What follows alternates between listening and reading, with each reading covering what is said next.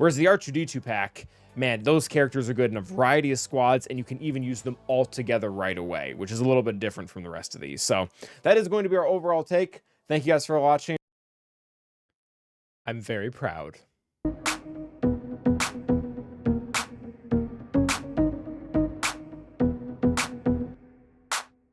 Show of hands who thinks we should be getting an updated logo to include facial hair.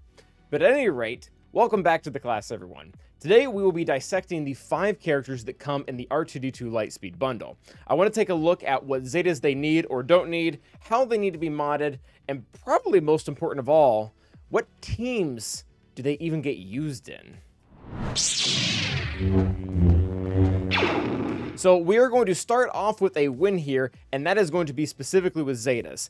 I really wish that I would have noticed this in our initial evaluation when we were comparing all the Lightspeed bundles, but the R2D2 pack has to be one of the most Zeta-friendly Lightspeed bundle we've seen so far, probably right alongside the Geonosian one, because when we look at it overall, you really only want to apply one Zeta after getting this pack in general, and that is actually going to be Moff Gideon's on his special control the situation. Now, this is going to allow your tanks to taunt, whether or not they can normally do that. Your attacker allies are going to get 50% offense for 2 turns, which it's really cool that that's not even just the offense up buff, because that means it can't be dispelled, and support allies gain 100% protection up.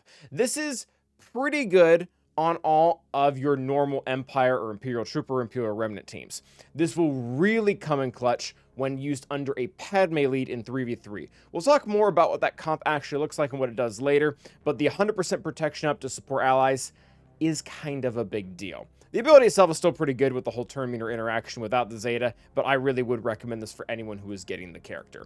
Now, after you get past that one that I would consider mostly mandatory, I want to take a minute to talk about the 2 that really, they're not awful, but you really should probably only be applying them if you have a surplus of Zetas, and that is going to be Moff Gideon's leadership as well as Dark Trooper special ability. Now, Moff Gideon's leadership isn't necessarily bad. The problem that I have with it, and we'll talk about this when we go into comps, you're almost never wanting to use him as a leader. He's actually a great unit to either have under Dark Trooper Moff Gideon, or under Veers, or again, even under Padme like we mentioned previously. Seldom do you actually want him under his own lead, even in 3v3, where you're typically a little bit more starved for leaders. I won't go into great detail about what it does, just because, again, the other ones that you can be using are superior. The only case where I would really even like slightly recommend this is for those of you players out here who literally do not have any of those other teams that I just mentioned developed, and you have to use these 5 troopers as is, and then I guess it's a little bit of a sunk cost fallacy, but at the same time, maybe you'll get farther with it than I did. The other Zeta that I want to be talking about is going to be the bombarding reinforcements for Dark Trooper Special. With Dark Trooper, you're really already getting every single thing you need before his Zeta is even applied. Basically, what it allows him to do is he can regain stacks of the Dark Trooper squad. You're going to mostly be using him on a Veers team, and the reason why this matters is because Veers team likes turn meter and to just run over the enemy team. You're typically not having to sustain a ton of damage. One of the other things I really don't like about it either is that it only allows him to go back to 3 stacks when his normal maximum is 4. So you're kind of being short in a way. Overall, it's just not that necessary. I've heard people claim that it can get them out of a pinch before, but most of the time with Veers, if you're already taking a beating, you're not going to be able to recover from it in general. Next up is going to be Death Troopers, which is objectively trash. I don't know why I understand why they did it when he first came out. I don't understand why they kept doing it afterwards. And that is the fact that they really tied Death Trooper Zeta to Director Krennic. Death Trooper is great in a lot of squads. Almost none of them involve Director Krennic. Even with like Director Krennic's Omicron, it just doesn't ultimately work out. Really what you're getting, if you don't ever use him with Director Krennic, is 5% health recovery on a critical hit, which is, I mean, it's nothing. It's not important. None of the squads need him to get that. Just skip that one entirely. And then Shore and Range, we don't have to talk about them because they don't even have Zetas to begin with. So that is very beneficial for us. So now that we've covered the overall Zetas and really how cheap they are in that regard, let's take a small minute to talk about modding. Luckily, there isn't a whole lot of nuance between the characters. They're all pretty straightforward as in what they're trying to do. Gideon is the classic case of he literally just wants as much speed as possible, and he's typically willing to sacrifice all the other stats to get there. I don't typically recommend doing this for a mod set, but Gideon is actually one of the few exceptions. And what I mean by that is you'll notice we're only using a speed set without any of these other secondary sets, because what I tried to do is I took this random offense mod that had 26 speed on it and this random crit damage set mod that had 25 speed on it, and I got Moff Gideon to an obnoxiously high speed. You do not have to get Moff Gideon to 380. Please do not let that be the takeaway. The takeaway from this, though, is Moff Gideon, ideally for overall roster depth, should be one of the fastest characters on your roster, excluding Galactic Legends. I believe for me, he's like 2 or 3 or something like that. Now, whether for you that's 300 speed or it's 350, that'll depend on your overall mod depth, but he does just generally want speed. I really don't care about what the other ones. This is a great time to put your defense primaries that don't typically go very far in characters onto someone. Obviously, speed arrow here, and then just whatever you can really get on the primaries from these. Offense isn't necessarily important. You don't really need crit chance or anything like that, just straight up speed. Now, Dark is going to be in a somewhat similar case, but instead of he wants speed above and all else, he actually wants offense above all else. Now, there was actually a time where on him as well, I had just the pure offense set without a secondary.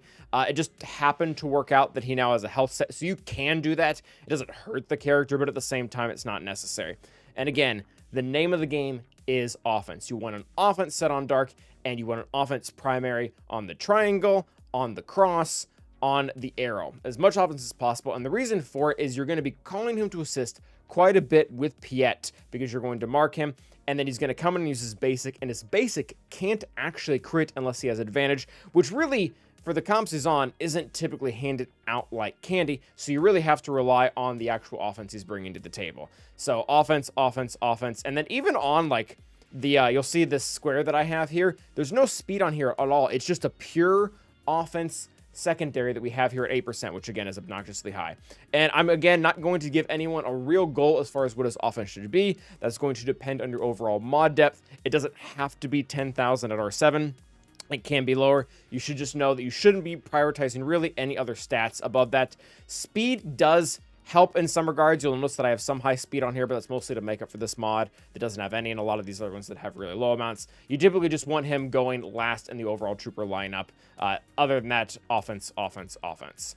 Range is actually really not important when it comes to modding. Not nearly as much as Dark as well as Gain that we talked about.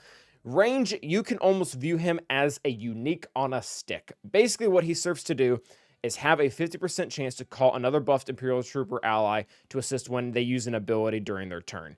He's going to generate a ton of turn meter and offense this way due to how Admiral Piet's Emperor's Trap buff works. But if you're wanting to really nitpick and give him the best modding possible for him, it's going to come down to crit damage and crit chance. Range's overall crit chance isn't very good. When we look at it without modding, it's quite low. I think it's somewhere in the 50% range. It looks like 55%. So if we give him a crit chance set and a crit damage set with crit damage on the triangle, it'll be able to booster him kind of into the next thresholds for damage. The reason why we're not focusing on offense for him is because typically the teams that Imperial Troopers go against, they actually can be crit. And on top of that, the amount of raw offense you are getting from the previously mentioned Emperor's Trap is really high. So with our base offense really high stacking from Emperor's Trap, we want our multiplier for crit damage to also be high to really maximize that amount of damage. Again, speed not being the most important thing on him. You do typically want him to go before Dark if you're using them on the same team, so you can pump up his numbers even more by using Steady. Next up is going to be Shore. Again, pretty straightforward. He's a tank. He wants tank-like modding. Defense set, protection primaries. Really, I mean, he's slow as all get out for me. He's at 190. He does not really need to be fast. This is nice when you can use it, but typically you're going to be using him under an item lead where he's already going to be gaining TM on his own. He doesn't necessarily need to be fast to be able to get there.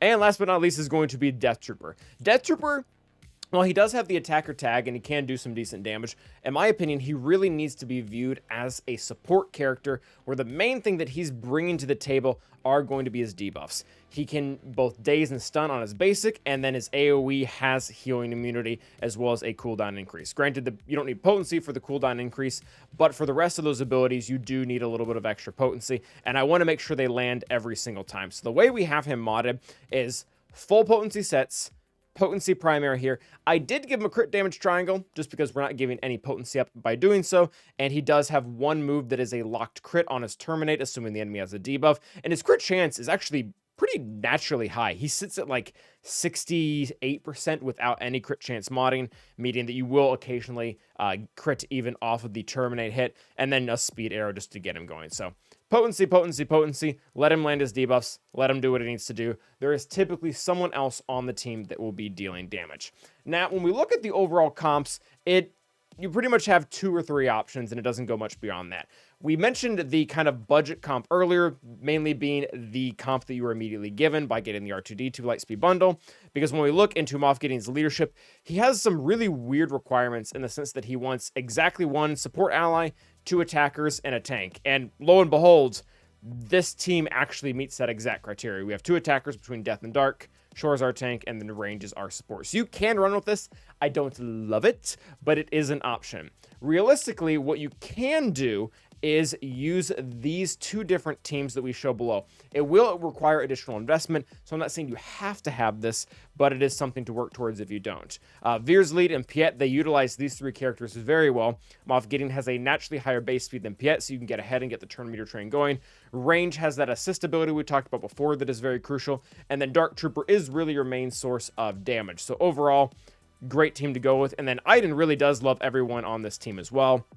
Shore Trooper and Death Trooper particularly, because again, Death Trooper provides that extra support for her. She's the one really doing the damage, and then it's just nice to have Shore and Storm to both tank the hits, especially considering they're going to kind of share their uniques with one another, where we go and look at while Shore Trooper's active, Imperial Troopers have an extra 10% max health, and then you check Storm, and he's actually giving everyone percent defense. So they both, Storm gives Shore defense, Shore gives Storm health. They both kind of benefit from it that way, and the overall team is just really good at taking down all those pesky rebel teams that like to attack out of turn so much. Now, I will mention this, and I didn't think it was going to be that important, considering if you're going for this Lightspeed Bundle, you probably don't have one of the newer-ish Conquest characters being Dark Trooper Moff Gideon. But if you do, or you're getting close there, Gideon and Death Trooper kind of have a home on the team, just something to be aware of. Now, over 3v3 comps, despite the fact that I realize we're just now leaving that, so this is not going to be that useful for a lot of people who are currently in the middle of it, but for next time playing around, these are some comps that you're going to want to use. We have the Dark Trooper Moff Gideon one right off the bat, just to remind everyone, that is the eventual home that Moff Gideon is going to end up in. I realize most of you aren't going to be there, so the option that I'm going to be recommending, and I love this team, is going to be the one that we talked about at the beginning of the video. Padme Lead, Shaak Ti, or really any GR support, and then Moff Gideon. This all goes off of the fact that Moff Gideon on this special ability is going to be giving everyone 100% protection up that is a support character.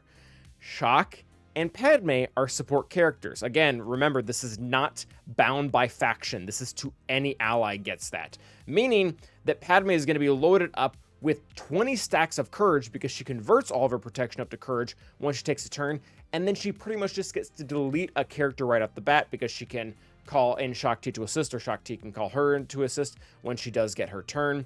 And this is even better when we remember that her unique makes it so that her and her allies can't lose bonus turn meter. The reason why this is important, or they can't lose turn meter, not lose bonus turn meter, is because when Moff Gideon goes to use control the situation, he reduces everyone's turn meter. So what this ends up doing is it only reduces the enemies, and because of Padme's unique, yours stay the same. So not is your team loaded up with 40 stacks of courage between Padme and Shaak, but you're also full of turn meter and your opponent team doesn't have any at all. So as long as Moff Gideon goes first, you can delete some pretty hefty stuff out there. Like I've beaten a Starkiller Malicos team with this way back when Malicos first came out. It's a very, very good team. Now, as far as the other troopers go, it's going to be pretty straightforward. Iden is going to take one of these 2 comps. I think Death and Ranger are more traditional. They're going to beat your Mon Mothmas and your CLSs of the world. But I wanted to give a small shout out to Shore and Storm, who I've been using to counter Qui-Gon Jinn this season. The team is very tanky. Iden shoots out Qui-Gon, and then Jyn and Anakin really just can't wipe these 2 at the same time. And then for our friend Dark, he's going to end up sitting down in the General Veers team with Admiral Piet. It's really the core of the OG Veers Trooper team. It falls off a little bit in 3v3, but you can still use it to kill some things that just don't immediately wipe you out. So that is going to be our video, talking about the Zetas, the mods, as well as the overall comps. Let me know what you guys think. Let me know if you would like me to cover one of the other 2 Lightspeed bundles we just went over. But until next time, stay awesome. you.